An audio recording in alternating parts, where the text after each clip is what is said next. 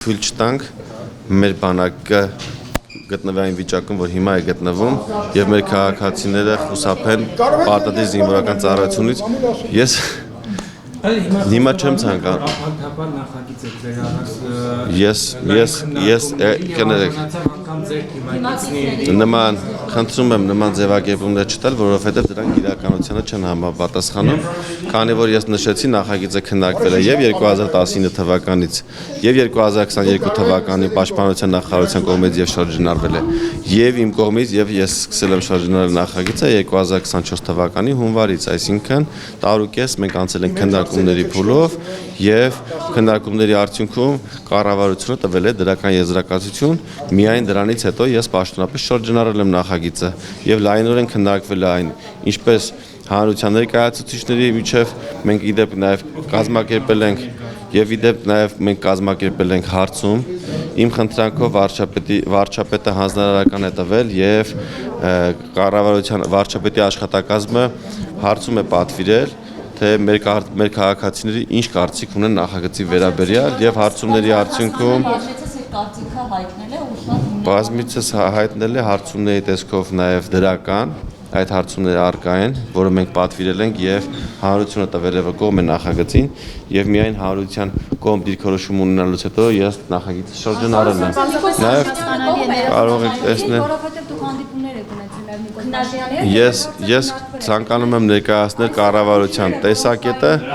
կառավարության տեսակետը վարչապետի ստորագրությամբ առկա է կառավարության կայքում կարող եք ծանոթանալ։ Անսարության ներողությունների անգամ փոխնախարարը ինչու չգիտեր թե մոտավորապես քանի հոգու վրա կարող է տարածվել ձեր առաջարկած օրինագիծը տարեկան 5 հոգի է, 8 հոգի է, 20 հոգի է, այսինքն նա նույնիսկ չէր հասկանում թե այդ քվոտավորումը ինչ կարգով պետք է անի, այսինքն այս բացերը ինչպես են լինում, ինչպես են շփվել։ Տեսեք Նախագիծը շատ ընդգրկուն է եւ իր առջեւ մեծ նպատակ է դրել, որ պետք է հասնի դրան։ Նպատակը հետեւյալն է. մենք պետք է ունենանք +10% զորակոչ, քան ունենք միջև օրենքի նախագծի շրջանառվել է, ինչը մասամբ արդեն իրականացվել է։ Մենք ունենք 3-4% մոտ ավել զորակոչ, որովհետեւ արդեն իսկ կատարել ենք մի շարք փոփոխություններ, որոնք կառավարության տիրույթում էին եւ եւս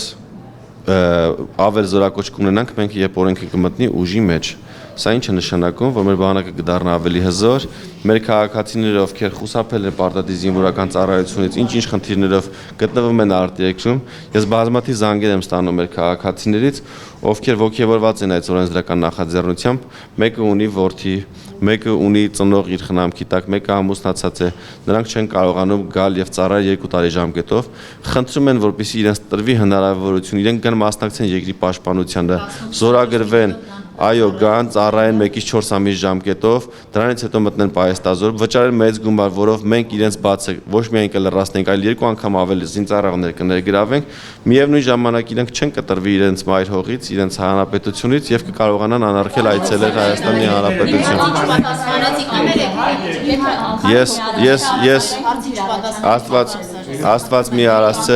Աստված մի արասցե, եթե անվտանգային խնդիր լինի, մենք այս դեպքում կունենանք ավելի 10%-ով ավելի շատ զինծառայողներ եւ 10%-ով ավել պահեստազորայիններ, ինչը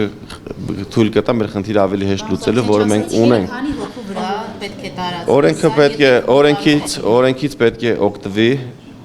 իմ պատկերացմամբ առնվազն 1000 քաղաքացի, որպեսզի մենք տարեկան ունենանք +10% զորակոչ, առնվազն 1000 քաղաքացի։ Ես եթե հարցը դրվում է, ես բանակից փողով բնականաբար չէի ազատվի, ես բանակից ազատվելու հնարավորություն ունեցել եմ 2012 թվականին, երբ պետք է զորակոչվեի ծառայության, բայց չեմ գնացել այդ ճանապարհով։ Այդ ճանապարհը կարճատեսությունն է, ես գիտեք, որ միշտ կրել եմ ակնոցներ, օպտիկական Հիմա էլ կերում եմ թաղանթային լինզաներ, ես ունեմ կարճատեսություն եւ կարող էի բազմաթիվ մեր քաղաքացիների նման չգնալ պարտադիր զինվորական ծառայության հայտնի ճանապարհներով, այն ժամանակ ըստ տարեթվերի հայտնի է թե որ հիվանդությունով ինչ արժեր բանակից ազատվել է։ Ես գնացել եմ պարտադիր զինվորական ծառայության։ Իսկ եթե հարցը դրվեր հիմա ես կօգտվեի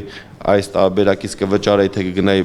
ծառայության ինչպես ես եմ գնացել, նշեմ, որ գումար վճարելով կարճաժամկետ ծառայության հասնելով ես մի քանի անգամ ավելի շատ օգուտ տված կլինեի պաշտպանության նախարարությանը, քան այն ծառայությամբ, ինչպես ես եմ ծառայել։ Անսարության եթե քվոտավորում է լինելու 1000 չի լինելու, ճիշտ է, 1000 զինծառայող վրա սա Չեք կարող ասել, կարող քվոտայի մեջ լինի 1000 կամ 2000, օրինակ քվոտայի մեջ կարող է դրվի ամառային զորակոչին ենթադրաբար մենք ունենանք Եթե օրենքում դա չկա, չի։ դա կառավարությունն է որոշելու, տեսեք, մենք ունեցել ենք տարի, որ մոտ 8-9000 է եղել մեր զորակոչը։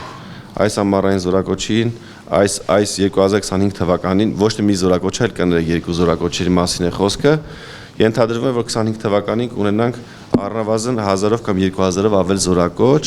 ինչը մեզ հնարավորություն է տալու, որ մենք առնվազն 2000 տեղ սահմանենք, բայց ես ամեն դեպքում գտնում եմ, որ մենք պետք է հնարավորություն տանք, որ մեր քաղաքացիները օգտվեն լայնածավալ օգտվեն այս օրենքի հնարավորությունից։ Ինչու՞, որովհետև մինչև 27 տարին լրանալը ունենք 5-ից 6000 քաղաքացիներ, ովքեր գտնվում են հետախուզման մեջ։ Մենք եթե նրանց այդ հնարավորությունը չտանք, մենք չենք կարողանալու նրանց բերել որպես ռեսուրս ներգրավել պաշտպանության մեջ, եւ նրանց մենք չենք կարող բերենք դատապարտենք ազատազրկման բանակից խուսափելու համար։ Երբ մենք տեսնում ենք խուսափող կներեք ավարտեմ, եւ մենք նայում ենք բանակից խուսափողների թվերը եւ նաեւ հետախուզման մեջ գտնվողների թվերը եւ համադրում ենք ներկայացած կամ կամովի ներկայացած կամ հայտնաբերված քաղաքացիների հետ, տեսնում ենք, որ տարեկան մենք ունենում ենք շուրջ 10000 հետախուզվող, որոնցից կամովի ներկայանում կամ հայտնաբերվում է 100-ից 200-ը, մոտավորապես 1%-ը։ Իսկ իրանցից արդեն դատապարտվում է կամ 1-ը կամ 0։